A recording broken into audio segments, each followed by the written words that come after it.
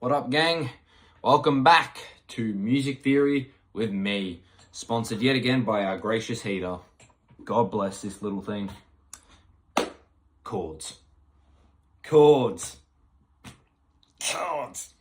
So, I did a bit of a deep dive. I had a look at what you need to know, and it's pretty simple. I've figured out how I'm going to explain it. I've had a think. So, we're going to look at chords. And the things we're going to look at, first are the triads, then the seventh chords, and the diatonic BS. And then we're going to start looking at progressions, cadences, and how to hear them. How to recognize chords just by the way they sound. And also, I'll explore a little more fun things for the jazz people out there, extensions and all the rest of it.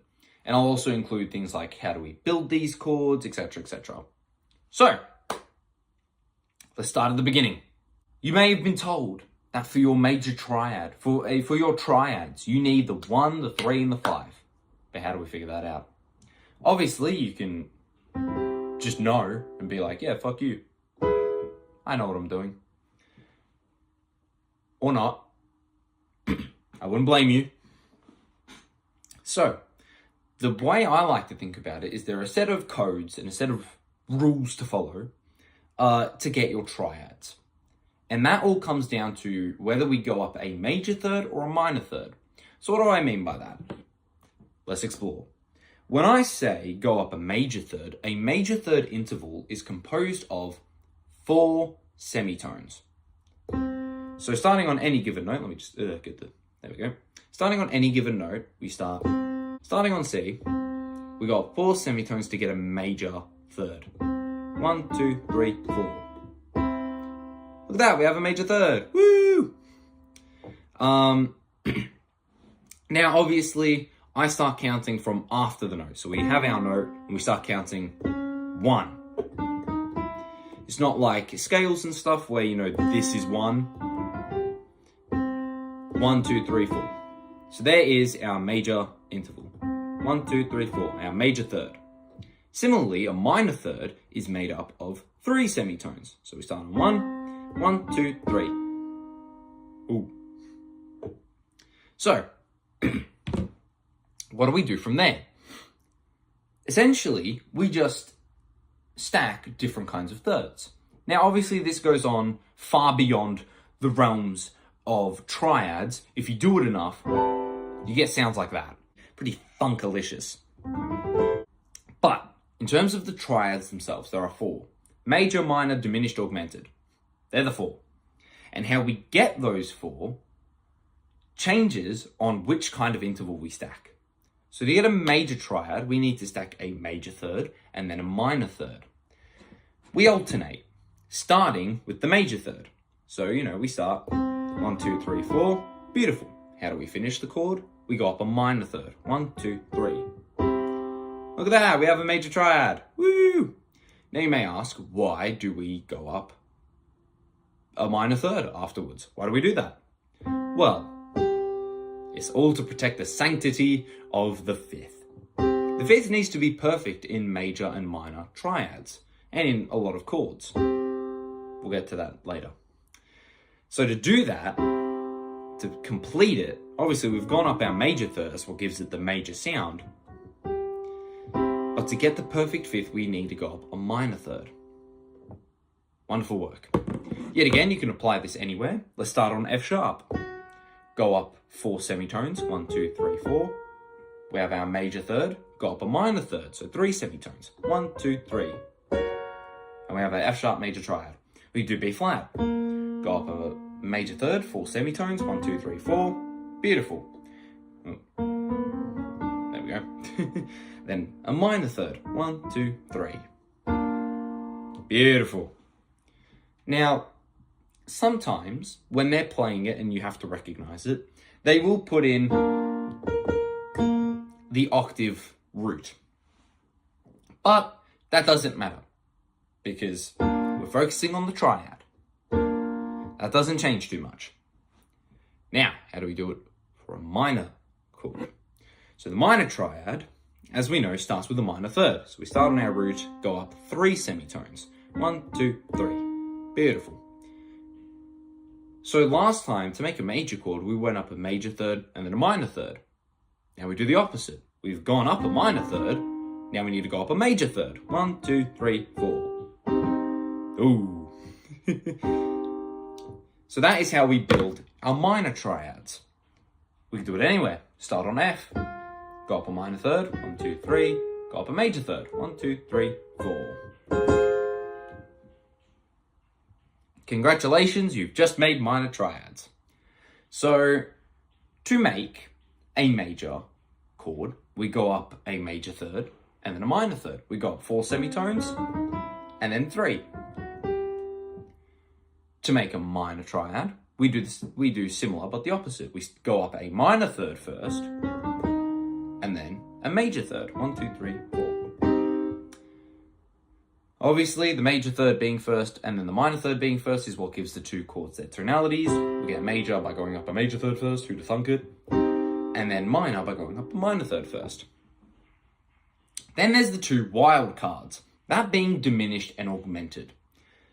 The reason they have such particular names is because they start messing around with the fifth of the chord by either diminishing it or augmenting it.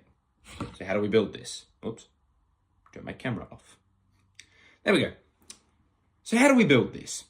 We'll start with the diminished chord, because the diminished chord is quite easy. First, we go up a minor third. 1, 2, 3.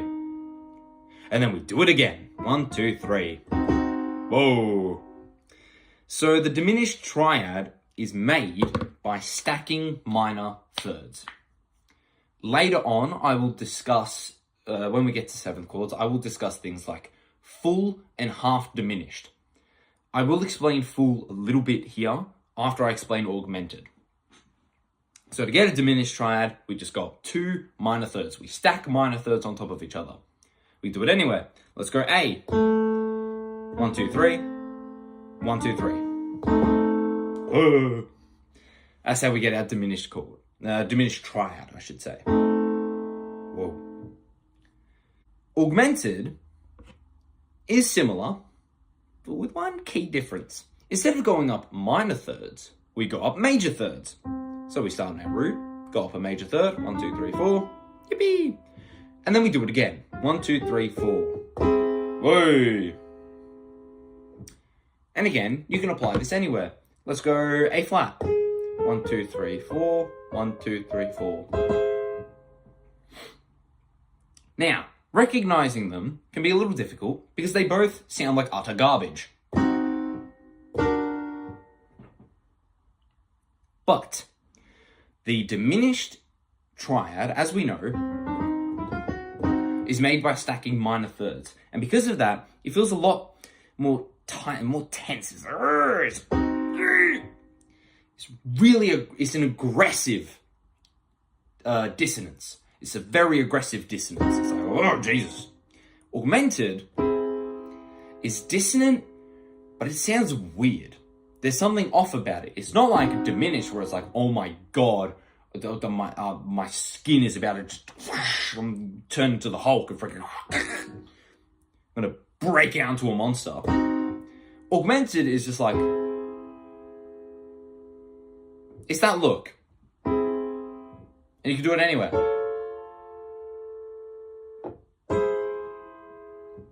Whoa. Now, the thing with the diminished triad diminished and augmented chords in general is they're complete sounds. Now, what do I mean by that? What I mean is, let me just get that filming. What I mean is, if we look at augmented, we stack major thirds on top of each other. But if we do that one more time, so we've gone 1, 2, 3, 4, 1, 2, 3, 4. If we do that again, 1, 2, 3, 4. Well, now we've just hit the same note we started with. So when it comes to augmented chords,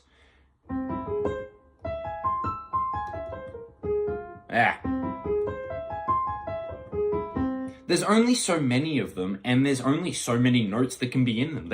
An augmented chord literally cannot escape being a triad.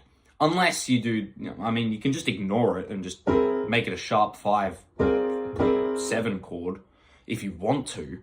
But like, by stacking major thirds continuously, you just end up with the same notes. That's a major third, that's a major third, that's a major third. We're at the same note again, we're doing it already. And that also means that there are only so many different types of augmented chords before you yet again start playing the same notes. So this, all the same notes, they're just in different positions. There's a different root to our chord, but it's still the same notes. Cool. Furthermore, that also means that there are only so many different kinds of them. So there's this one, this one, this one, and this one. And that's it. Because the second you go beyond that, oh look, we're back where we started. Now that's not to say that they're the same thing. This is a C augmented chord. This is an E augmented chord. Yes, they all contain the same notes, but the root of the chord is what changes its context. So we can have a...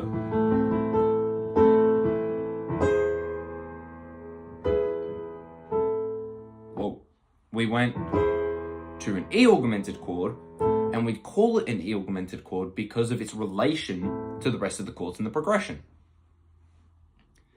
Yeah, you can technically call it a C augmented chord over E, but that's hoity-toity and muddies our understanding of the progression as a whole. But we'll get into that stuff later. Similarly, diminished chords also do this, but a little differently. So, as I mentioned earlier, there are full and half diminished chords. I'll get into half diminished when we get to sevenths, but a full diminished is basically when we do the same thing as I just did with augmented, but with diminished, where we just keep stacking minor thirds. So we go 1 minor third, 2 minor thirds, 3 minor thirds. That's a full diminished 7 chord. But what happens if we go up another minor third? 1, 2, 3, we've hit the same note again. We've hit the same note again. So, if we keep stacking minor thirds on top of our root, we get the full diminished chord, but we also end up repeating ourselves very similarly to how we did with the augmented chord. And that also means that there are only so many different kinds of diminished chords before we start repeating the same notes. That one, and that one. There's less. Because look, oh look, we're back where we started. Oh no. But that is the thing with diminished or augmented, because they're just patterns of stacking repeated single types of thirds, so whether it be all minor thirds or all major thirds, we end up repeating ourselves pretty quickly. But that is it. That is the triads. All you need to know. Major, minor, diminished, augmented. Simple as that. For a major, major third, minor third. For a minor chord, minor third, major third, diminished, only minor thirds, and then augmented, only major thirds. In terms of recognizing them, I'm sure we're all familiar with how a major chord should sound. We're all familiar roughly with what a minor chord should sound like. Ooh. Diminished, as you remember. Augmented. Oh. And that's it. That is it, really. And now we get to the seventh chords. Ooh. Seventh chords are where we start getting a bit freaky. Because with seventh chords, there's not as simple as a pattern. So with major and minor triads, it's very easy to think about them. You just go, oh yeah, major third, minor third. And then minor chord, minor third, major third. Diminished, only minor thirds. Augmented, only major thirds. Simple. Doesn't require a lot of thought process, doesn't require a lot of explaining. You're just like, yep, got ya. With seventh chords, we get a little outside the realm of possibility. Now, similarly Triads are built off 1, 3, 5. Seventh chords, 1, 3, 5, 7. Oh, who'd have thunk it?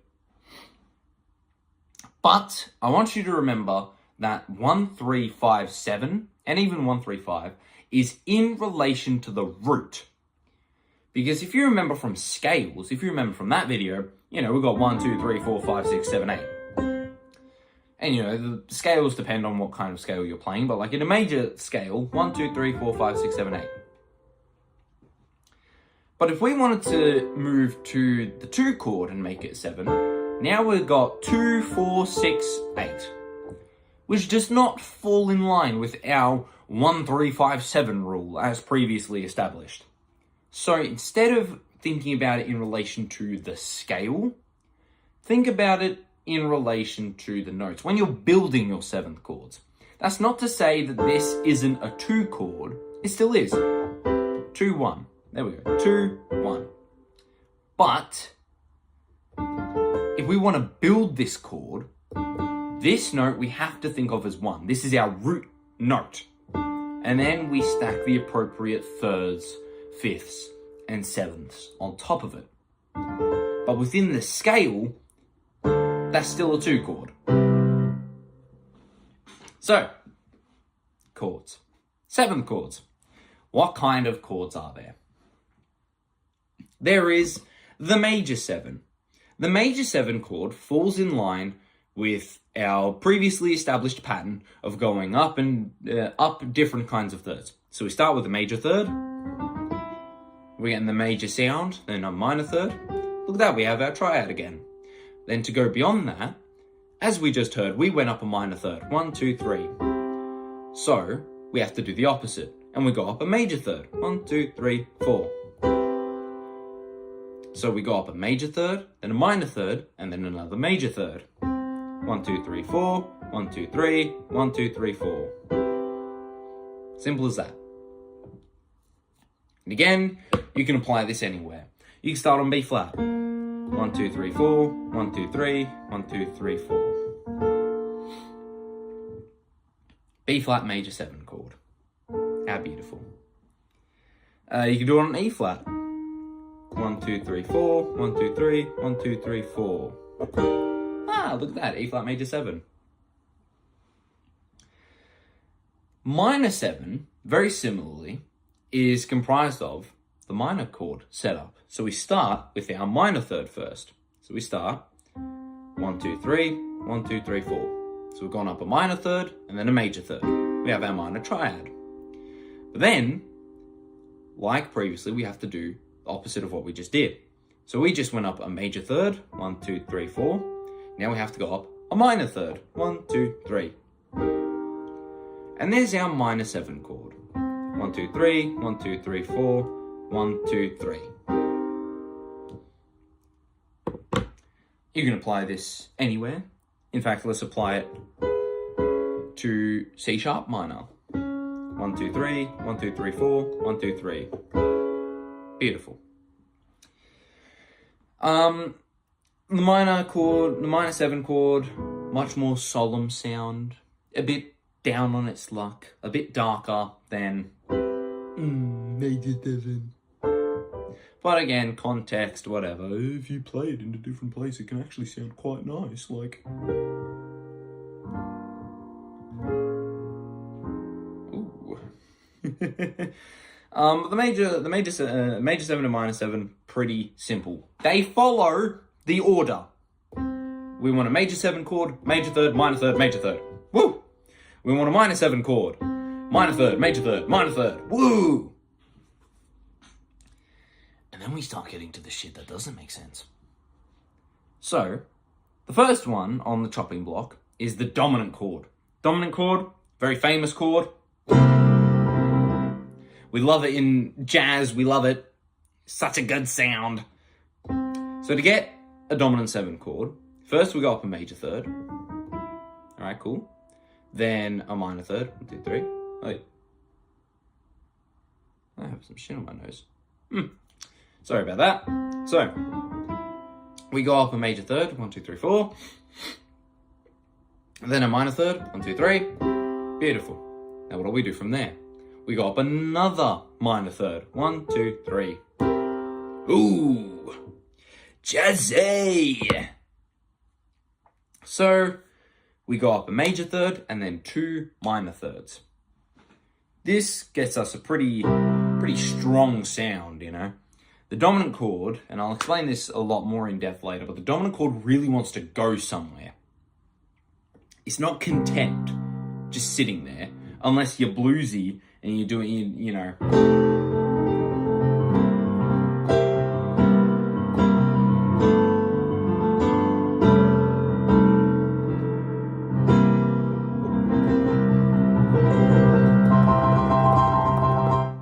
Unless you're confident doing that, and that is the context of the song, dominant chords, they just can't sit still.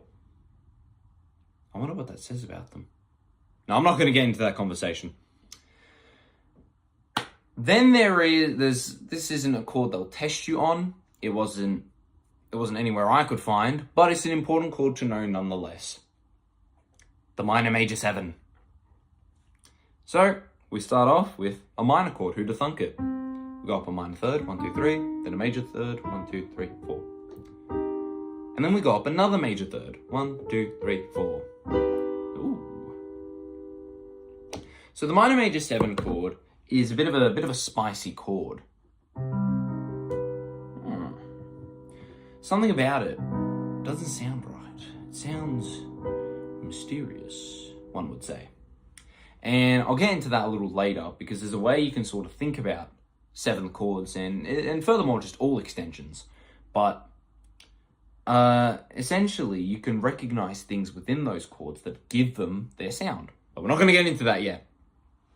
Not yet. The next actual chord you need to know is half diminished. So half diminished is written with the circle and the line through it. Good stuff. How do we build it? Well, obviously we have to start with a diminished triad. 1, 2, 3, 1, 2, 3. There's our diminished triad. But then unlike the full diminished, which as I previously mentioned is just stacking minor thirds, which would be here, we actually just go to the minor 7, which in relation to this is a major third up from the last note. 1, 2, 3, 4. So if you remember the minor 7 chord, there's our 7. It's lowered, so we get the minor 7 sound. At least it's lowered from its major chord counterpart. But all's well that ends well. Then we get this, and it's really complicated to explain because it's mostly a diminished sound, but then that's there. And that sort of throws everything off. But that chord is important and it is very recognizable because it is within the diatonic set. What does that mean? Well, each chord has its bearings within a major scale. So if we start with C major 7, beautiful, there's our 1 chord. But if we go up the scale, all the chords have a different sound. So if we stick with just triads for now, we've got major, minor, minor, major, major, minor, diminished, major. So the 1 is a major chord, 2 minor chord, 3 minor chord, 4 major chord, 5 major chord, 6 major chord, 7 diminished chord, whoa, and then 1 back to major. But if we start adding 7ths, we get more colourful sounds. That being major 7, minor 7, minor 7, major 7, dominant, and we'll explain more of that when we get to recognizing chords and chord progressions. Anyway, so dominant, minor 7, oh, there it is, half diminished. As we can see, 1, 2, 3, 1, 2, 3, 1, 2, 3, 4. So that is why the half diminished chord, or the half diminished 7th chord, is important and recognizable. It is the naturally occurring 7th when you build the diminished chord off the 7th scale degree, which sounds like a bunch of jargon, but essentially, in the scale 1, 2, 3, 4, 5, 6, 7, 8, starting on 7, if we want to build a 7th chord, so a chord with 1, 3, 5, 7, naturally occurring within the scale, we have the minor third interval, then another minor third interval, and then a major third interval. Thus, the half diminished. And then obviously there is full diminished, as I previously mentioned. It's made just by stacking minor thirds. 1, 2, 3, 1, 2, 3, 1, 2, 3. So how can we break this down? Well, a good way to break it down, and it may help some of you, is to think of it just a little differently. So when we get to, let's say, the dominant chord. Dominant chord sounds like this, as we know. We've got major third, minor third, and then another minor third. All's well that ends well. But why is this so dissonant? Why does it want to move? Well, if we get rid of the root, so we've got 1, 3, 5, 7. If we get rid of that root and we play what we're left with, that is a diminished triad. Look, 1, 2, 3, 1, 2, 3. So in that, we can really hear why it's so tense. Yes, it's got this in the bass, and the bass is very important. Yes, it's got that in the bass, but within the total chord, there is still a diminished sound, which is why it really wants to go somewhere. Typically to the 1. And the same thing can apply to the minor major 7 chord, which again, they won't test you on, but it's important to know anyway. Here's our minor major 7 chord, as we see. Minor third,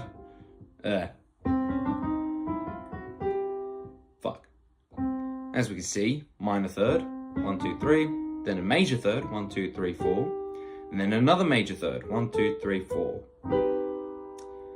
Yet again, if we get rid of the root, so this one here, if we get rid of it, what are we left with? Okay, 1, 2, 3, 4, 1, 2, 3, 4.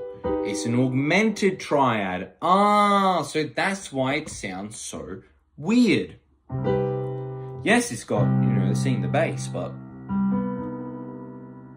whoa. That's a bit spicy.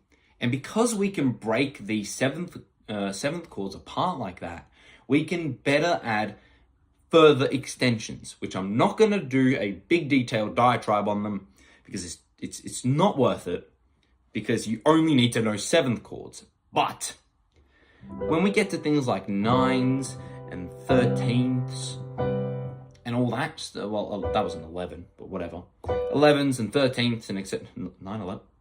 Oh no! Oh no! When we get to stuff like that, it can sometimes be easier to just break apart from the root and make it something more manageable. Yes, you can see this as a major 9 chord. C, E, G, B, D. Major third, minor third, major third, minor third.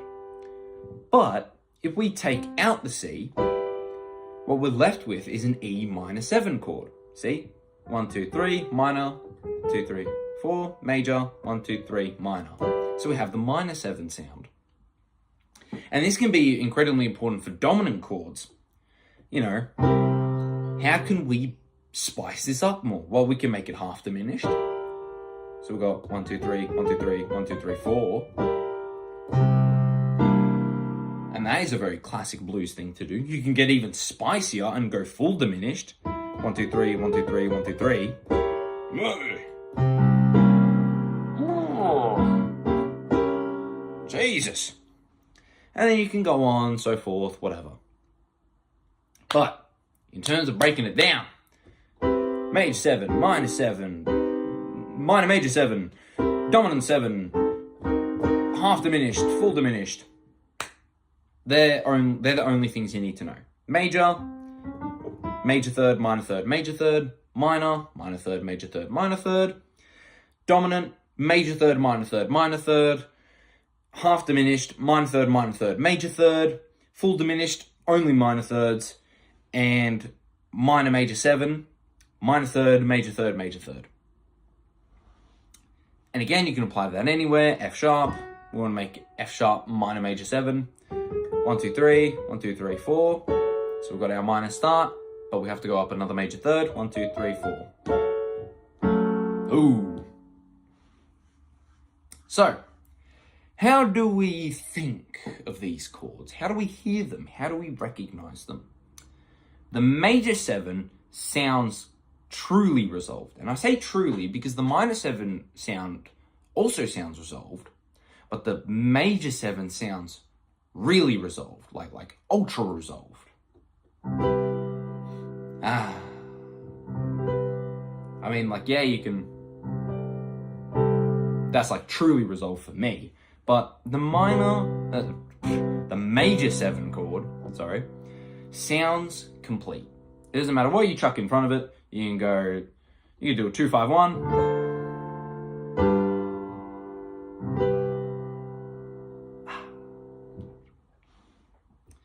And because of that, it's a very peaceful sound. It's a very beautiful sound. How nice. Minor 7 chords also sound very similar.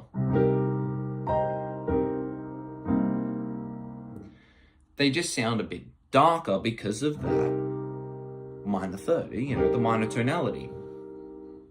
There's 2 minor chord, 5, 1. So as we can see, the 1 chord sounds resolved. And the minor chord,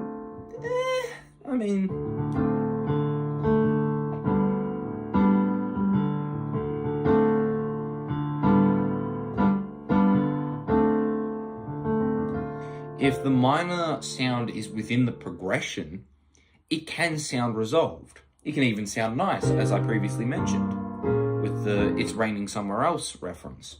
That song is only minor chords, but it sounds complete to an extent. It sounds like you could, and then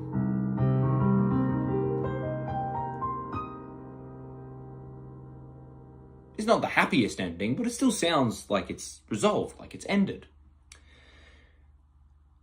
Dominant chords. Dominant chords, as previously discussed, they feel like they need to move somewhere. Yes, that is because it is partly composed by a diminished chord, as we found out earlier. But where does it want to go?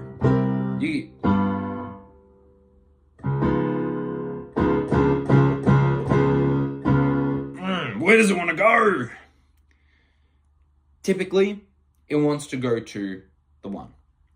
Usually, dominant chords within a song context and within a scale context is usually the 5 chord. So if you remember earlier, the 7th chord in a major scale is half diminished.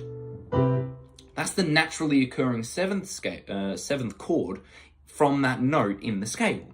Similarly, starting on the 5 in the scale, we get a dominant chord. So because of that,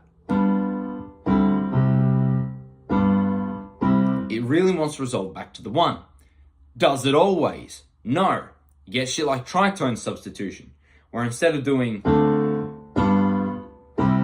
they do this.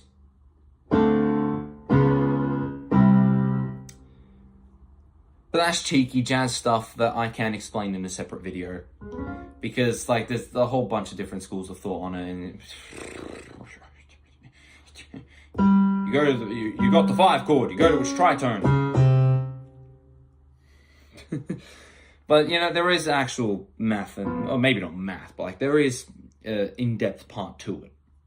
But the 5 chord usually always goes to the 1 chord, and on its own it doesn't sound complete. Hence why it likes to move somewhere. Diminished chords, half diminished, full diminished, they're just absolutely crunch-alicious, and I doubt they will make you recognize them, but usually you can hear them in that sort of context. Because the half diminished chord starting from the 7th of a major scale, because that sound is almost an extension of the 5th, it can work very similarly to the 5th. Now, what do we do about recognizing progressions? There's cadences, Christian. Let's talk about cadences. There are 4 cadences that you need to recognize. And a cadence refers to the ending or the resolution of a progression. A progression is where we look at all the chords, and we go, oh, okay, that's a 1, 6, 4, whatever. We look at it like that. The cadences are where we look at specific moments, and usually it's the ending, but sometimes not all the time. In classical music a lot, we'll analyze cadences halfway through the piece because they'll have some type of resolution, some type of cadence there. But the cadence is only particular parts, either the ending or the resolution point. So there's 4. There's 4 that we need to know about. Perfect and plagal, they're the big ones. And then the wild cards, I call it deceptive. But it's also got interrupted.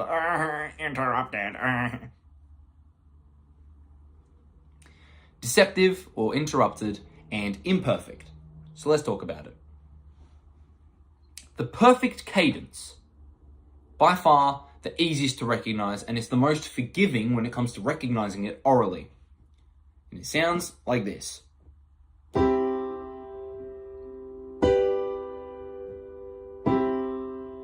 Or, if I put my phone down and play it properly,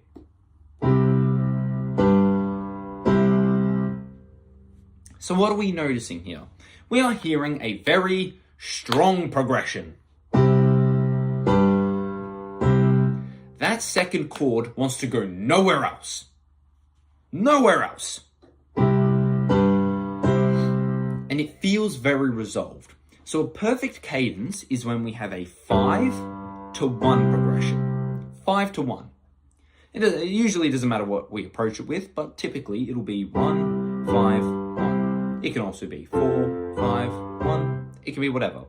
The cadence is the 5 to 1. That is the perfect cadence. And you can hear why it's perfect. Yeah, we did it. That's like some brass military music. We did it, guys. We resolved a chord. So that's the perfect cadence.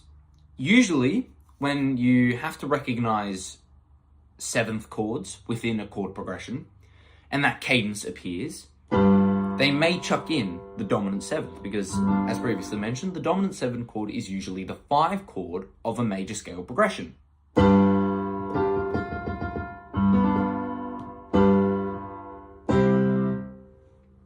And it fits really nicely there. Now, you can technically do this to a minor scale as well. You can do the whole... It works, but we're just going to think of it in a major context. So we've got 1, 5, 1. 5 to 1. Perfect cadence. Then there's plagal. Now, plagal is known as the church cadence. I haven't been bothered to look through all the mass stuff, but I promise you there's a plagal cadence in there somewhere, and it sounds like this.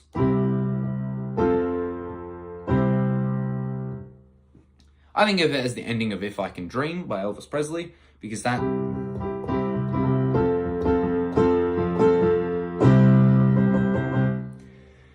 It still feels like it resolves to a good point. It still works. It just doesn't have the oomph, the gusto that a perfect cadence does. A perfect cadence really feels like it wants to get you there. Plagal cadence, it's a much more quaint way of getting there. It's a much softer way of getting there. So the plagal cadence is composed of a 4 chord to 1 progression. 1, 4, 1. Unlike perfect, which is 1, 5, 1, or just 5, 1 really, the plagal is 4, 1. So it starts on the 4 chord, ends on the 1 chord. How pretty. I'm sure there's like some Amen that has that progression, but I can't think of it, and I can't be bothered searching it up. So deal with it yourselves. Those are the two big kahunas. They're the big ones. They're the most important ones, and they're the best ones because they sound the nicest. And now we're going to get to the garbage shit. So, as we know, the perfect cadence, 1-5-1. Imperfect sucks. And you're about to hear why. Here is a song that ends on an imperfect cadence. Well, it's not a song that ends on an imperfect cadence. Here is a progression that ends on an imperfect cadence. I hope you enjoy.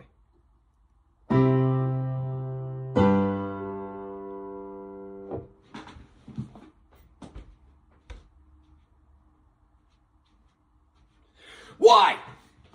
So, the imperfect cadence does not resolve. Unlike everything else that makes us happy, the imperfect cadence does not resolve. So we have 1 to 5, and then it just ends. That's it. You don't get the satisfaction of hearing that one chord ever again. So although it sucks, it is by far one of the easiest ones to recognize because it actually hurts. Like,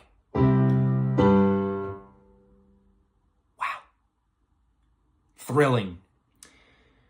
So the imperfect cadence sucks in that way, but it also helps by the fact that because of that, it is very easy to recognize when it's played.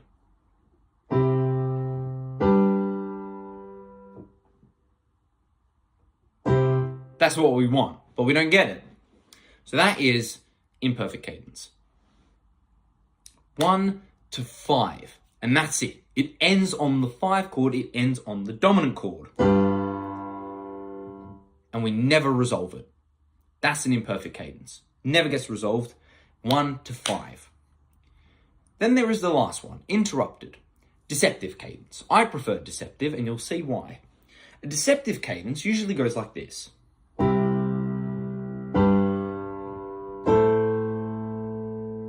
Okay, let's talk about it. The deceptive cadence sets you up with a perfect cadence. It sets you up with 1, 5. It sets you up with the 5 chord. However, it doesn't resolve to the 1 chord. It resolves to the 6 chord. So within the major scale, 1, 2, 3, 4, 5, 6. 1, 5, 6. It ends on a 5 to 6 progression. It deceives you. It sets you up and then doesn't follow through. It's like hearing your mum say, oh, we're going to drive past Macca's, and then you quite literally drive past it and don't get any food from there. You're like, oh my God, Macca's. Oh, thanks, Mum. It's like that. It sets you up, but doesn't follow through. That is the deceptive or interrupted cadence. A 5 to 6. So let's rewind. Let's analyze all 4 cadences. We have the perfect cadence, 1-5-1. We have the plagal cadence, 1-4-1. We have the imperfect cadence, 1 to 5, ends on the 5 chord, and we have the deceptive or interrupted cadence, 5 to 6. So those are the cadences. You will be asked, however, to probably fill in the blanks of a harmonic grid and yada yada yada, blah blah blah blah blah. Basically, they'll play a chord progression and you need to be able to recognize the chords that are played. And what's the great way to do this? The bass. So the thing about the bass, particularly when they do it, is that usually the bass follows the root notes of each chord. Now, they may play it funkily, they may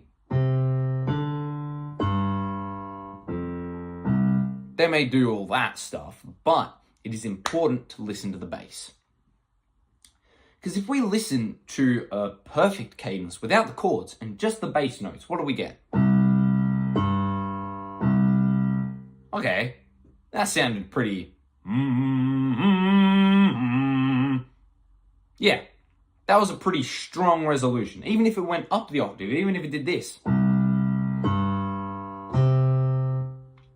Yes, that feels like a strong progression. Therefore, if I had to guess what that middle chord was, so we got C, and I had to guess what the middle one was,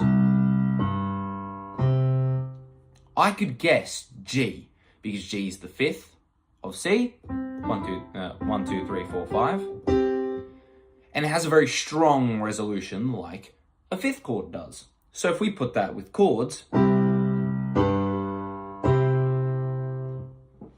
we hear the perfect cadence. So we're like, yes, that has to be a 5 chord. And even if we do it with a plagal cadence, we could hear this. Okay, that wasn't as big and gusto as a perfect cadence. It was just a...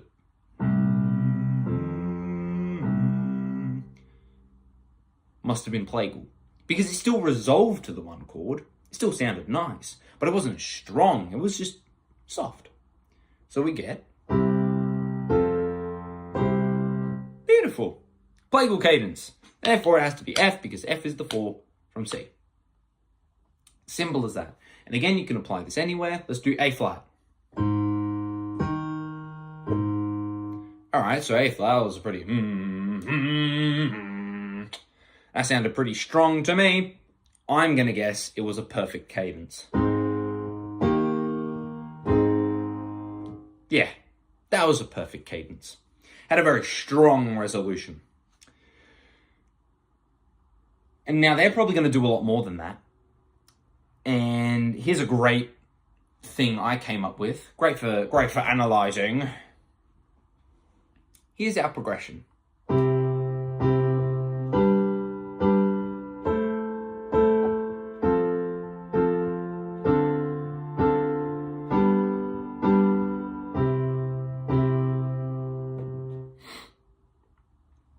So that was a bit of a longer chord progression. And you're going to have to listen to that and be like, what the fuck just happened? So let's run it back. Let's analyze. You'll get multiple times to hear it. So let's listen to the bass. What do we do in the bass? Dum, dum, dum, dum, dum, dum, dum, dum, dum, dum, dum, dum. So let's work backwards. Those last 2 notes were strong. That was a... So that has to be a perfect cadence. Has to be. Well. Cool. So we know that. We can figure that out. But what do we do with the rest of it? We listen. So first we need to listen to the chord quality. Alright, that sounds pretty major. That sounds pretty major. That feels like it wants to go back to 1 already. Oh, but it doesn't. What cadence goes from 1 to 5 to a minor chord sound? Oh, deceptive. It's interrupted. We've gone 1, 5, 6. 6 has a minor sound, so we know that we're in the right track. And we went up anyway. The bass went... We went up a note. So we can take an educated guess and say that that's a 6 chord. And it makes sense, because deceptive cadences exist. Okay, and then where do we go from there? What's that chord? Well, it sounds major. And what are the major chords within a major scale? We've got the 1 chord, the 4 chord, and the 5 chord. We already went to the 5. We started on the 1 chord. We went to the 5 chord.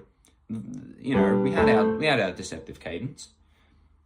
It doesn't sound like the 5 chord. It's major, but it doesn't sound that strong. It sounds a bit more quaint, a bit softer, like that. Oh, wait a minute.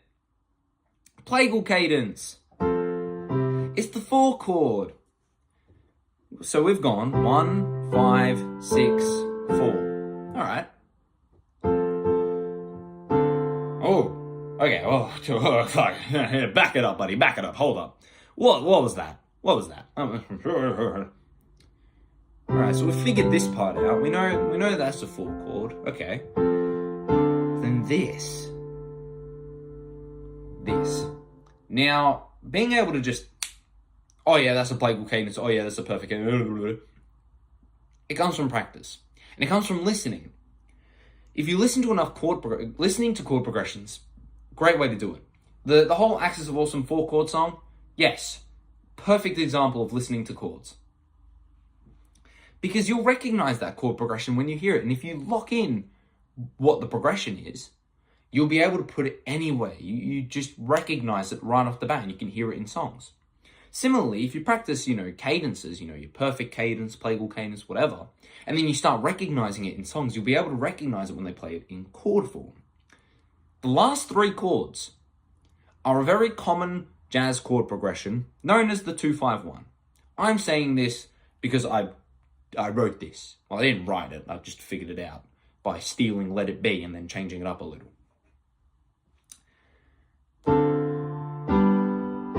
That is a very common jazz chord progression, the 2-5-1. So, with enough practice, you'll recognize that that's a 2-5-1.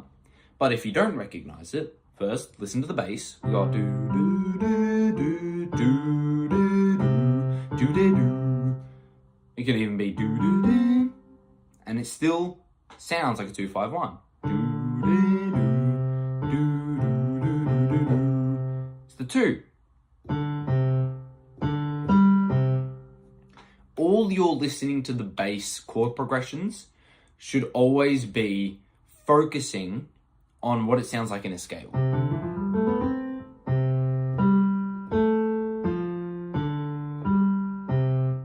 You just got to listen out for that stuff. And admittedly, they may do some cheeky things. They may do what I did. This is a D minor 7 sound, which is in line with, what 7th chord would appear if we made a 7th chord starting from D in C major. But I played it like this. I've inverted it. I've changed the voicing. And they may do that. Like, I don't remember exactly, but we had one, it was in E or something, and then it went up whoa, that's a jump, buddy, relax. We changed the voicings so we can have smoother movement, but it also can muddy the sound a bit. So that's what it would sound like without the 7. But then with the 7,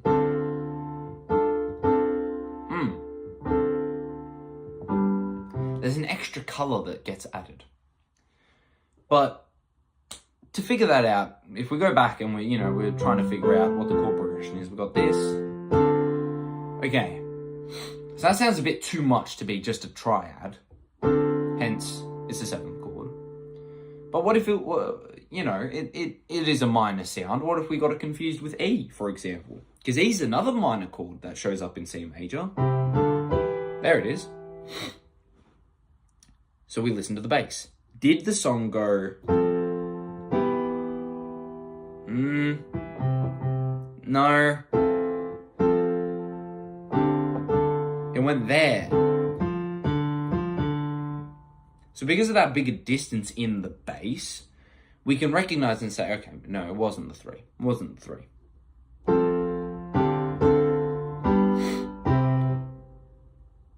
And that's it. When it comes to harmonic grid, it'll basically be a little table. It'll have C or Do. It'll have major, or maybe we'll even have the Roman numeral. So that's the 1 chord. We'll say 1. And you have to figure it out from there. And it might give you it will give you the last chord too, maybe even the last 2 chords, maybe even the first 2 chords. You may even have to just find 1 chord. But you just got to listen. And it comes to practice, and it comes to recognizing when you hear a specific chord progression. You've got your cadences. Alright, deceptive. Yeah, you got me there. That sounds quaint to me. Sounds quaint and soft to me. Yeah. Chord progressions are fun. And I know this is a bit, my God, this guy's just yapping. That's pretty much what I do. I hit film and then I just yap for an hour. And then I cut down any unnecessary yaps. So if something's a bit confusing, if there's a concept that doesn't feel fully explained, please let me know. I will revise and I will try and make a more succinct version. I'll try explaining it better. But in terms of chords, we just have to remember, how we make them by stacking thirds, whether it be a major third, a minor third, anything like that. And then the sevenths, the types of sounds we get. And then listening to them in a chord progression context and listening for the cadences. I'm sure you'll get a lot of cadence practice, and if you listen to enough church music, you'll be able to find cadences all over the place, because I'm sure you guys are stuck doing the masses like usual. And yes, you can go above and beyond and start doing crazy stuff with your chords. But at the end of the day, it's about stacking thirds, whether it be a major third or a minor third. It's about hearing them in context. Dominant 7. Beautiful. And it's just about getting used to them. Again, you can go to musictheory.net. They have plenty of exercises on it. But that's pretty much it. When it comes to writing them out on a staff, that also comes down to practice. But a tactic Miss Taylor gave us, if you're confused or if you're a little stuck, literally draw a piano. Draw, a piano octave on your paper. Because then it's a lot easier to visualize. I record a lot playing the piano so you can see how to stack thirds, etc., etc. So do it. I promise you. The benefits will pay off. If you find it difficult to visualize without seeing the piano there, draw the piano. Because if that's the best way for you to visualize it, that's how you should visualize it. That's how you should do it. And again, you can apply it anywhere. It doesn't matter what note you start on. If you have to write 2 octaves so you can muck around and, go all sorts of places and be like, oh, okay, do it. You just need to remember in context what they sound like, how to make them. And when you're writing them on a staff, just remember what clef you're in. Because I know that there were people in my year level doing the practice exams and stuff like that who would forget that they are in bass clef. I'm not going to say any names. It wasn't the drummers. I promise you that. It was not the drummers. The drummers realized, oh yeah, that's a bass clef. Yeah, I'm not going to rat anyone out. I'm not going to rat anyone out. But yeah. And just make sure that you remember if you're in treble clef or bass clef, and they will ask you certain things. When it comes to practice exams, they might ask you, oh, write the 7th chord starting from the supertonic.